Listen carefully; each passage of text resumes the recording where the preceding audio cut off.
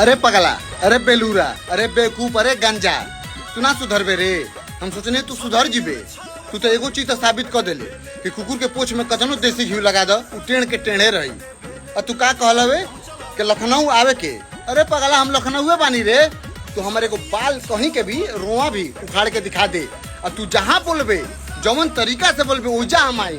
मौगा साला तनाही तू आज तक मच्छर मरले बारे रे पियकड़।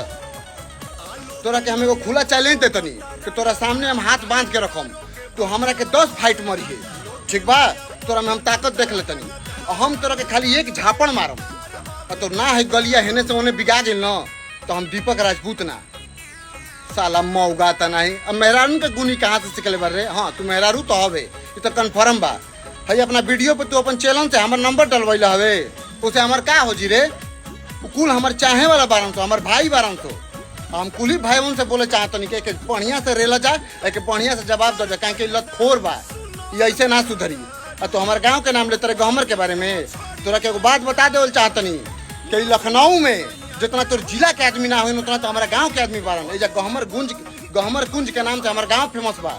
मुँह तो दिहन सुनो तो बहा के चल जेबे अपना जिला में। मौगा तनाई गणफट टू साला। आओ हमार कुछ एगो रोआ उखाड़ के दिखा दे रे मौगा।